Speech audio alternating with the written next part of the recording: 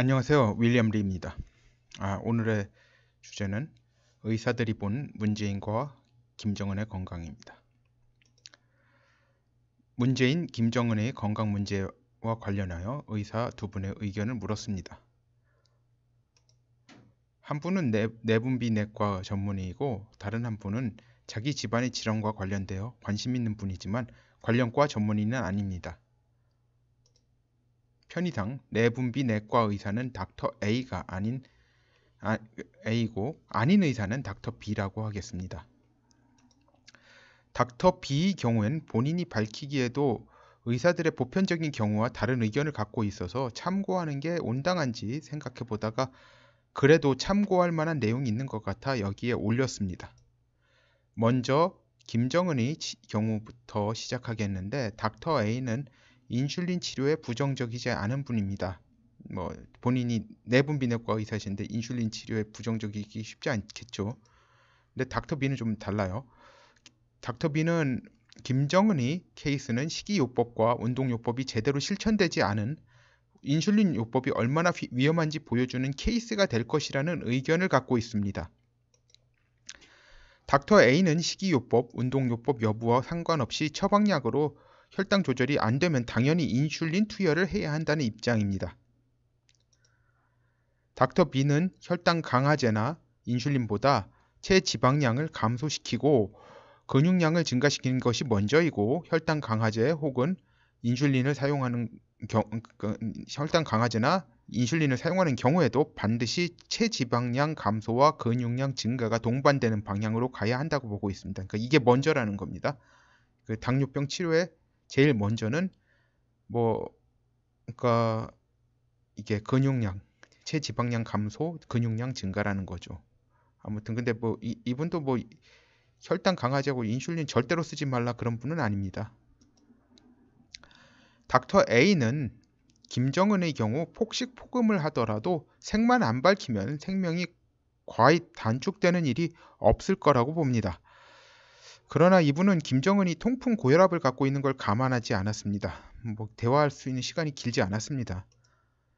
닥터 B는 김정은의 경우에 관심을 가진 게 자기 집안에 이제 그런 병의 내력이 있다는 것 때문에 그 관심을 갖게 됐다고 그랬어요. 그래서 이제 닥터 A보다는 이제 보다 자세하게 살펴본 케이스죠. 그래서 이분은 고혈압, 통풍 이런 것에 이제까지 다 있는 것까지 다 감안했습니다. 근데 자기 집안은 통풍 고혈압까지 동반된 경우는 아니라고 합니다.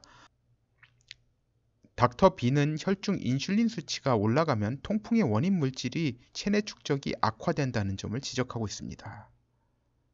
말이 좀 복잡하네요. 네.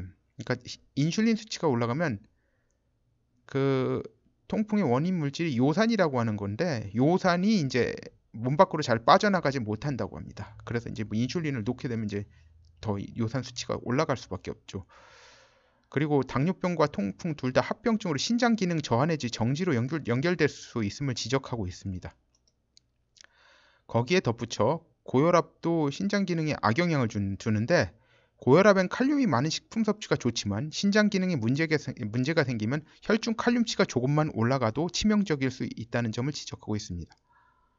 심장 정지가 올 수 있다고 합니다. 칼륨 수치가 어느 이상 올라가면 그래서 굉장히 그래서 신부전 환자들은 오이나 바나나 같은 게 독약이랍니다. 즉 제대로 된 치료가 힘든 상황인데 그러니까 치료 방법이 완전 거꾸로죠.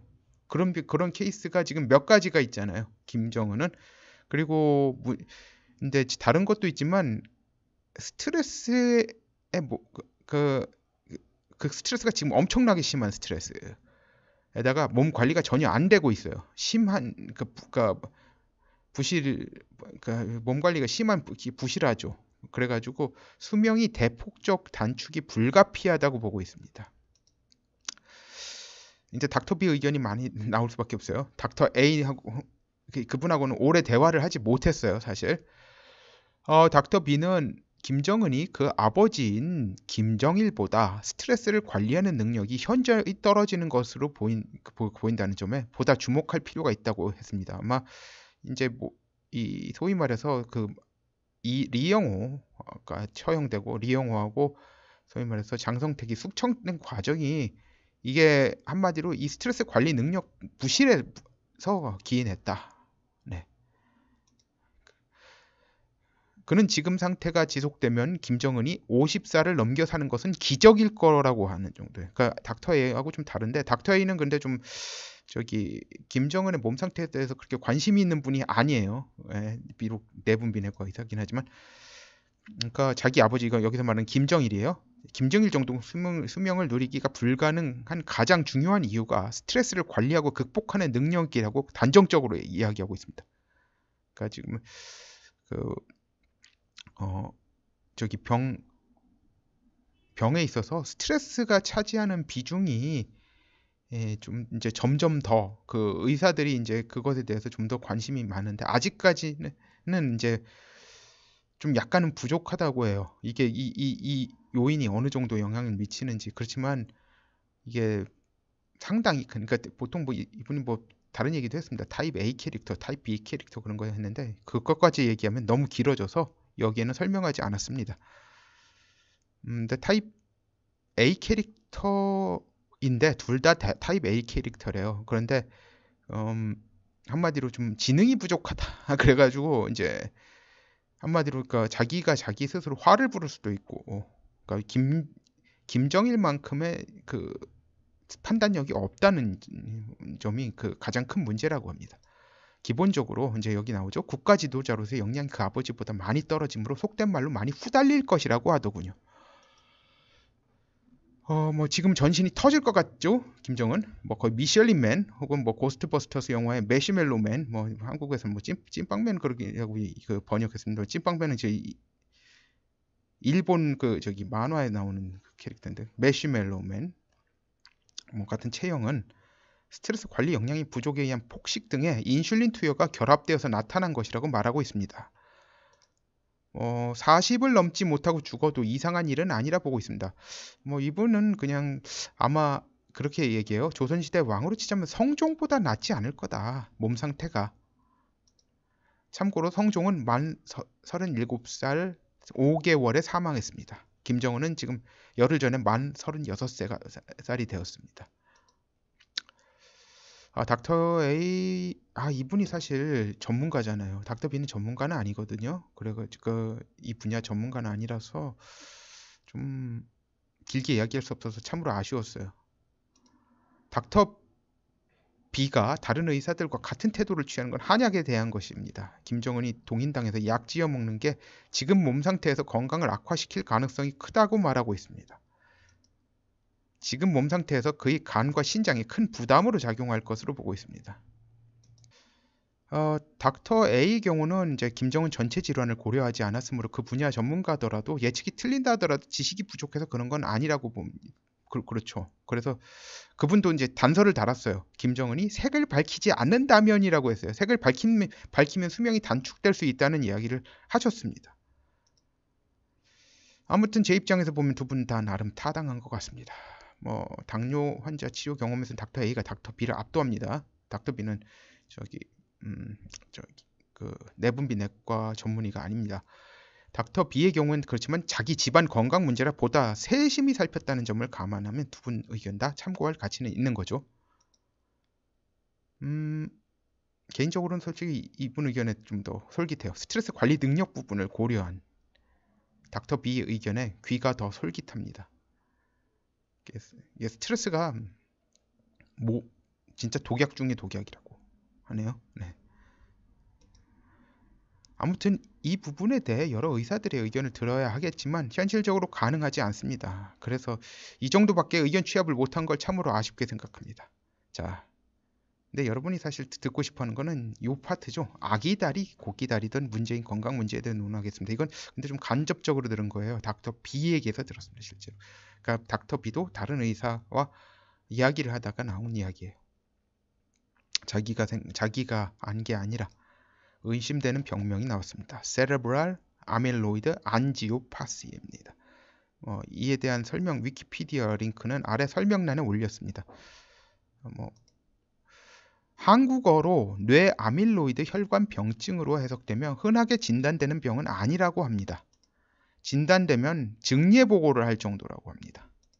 이 병의 원인은 아직 불명확한데 문재인의 경우 고혈압으로 인해 생긴 뇌동맥벽 손상 부위에 발생한 것일 가능성이 높다는 게 이게 뭐니까 닥터 B 그러니까 에게 이야기를 해준 다른 의사의 개인적 의견이라고 제게 이야기를 해준 분이라고 하는데 사실 정확히는 이제 닥터 B에게 얘기를 해준 의사의 의견입니다. 개인적 의견이라고 합니다.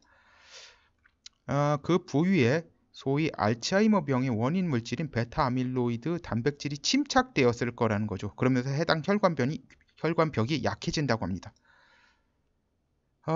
다만 말씀해 주신 분은 자신이 직접 환자를 본 것이 아니므로 자신의 의견에 확신이 강하지 않다는 점을 분명히 했습니다.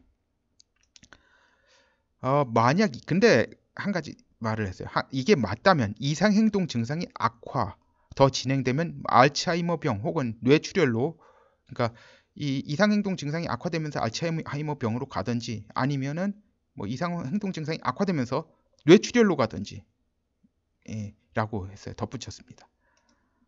뭐 현재로선 치료법이 없는 병이라고 합니다. 참고로 문재인은 녹내장 치료를 받은 적이 있어요. 아까 고혈압 얘기 안 했죠? 고혈압도 지병으로 있습니다. 모든 종류 녹내장은 아니지만 일부 종류 녹내장은 베타 아밀로이드 단백질 침착과 관련이 있다고 합니다. 눈에 침착되는 거요.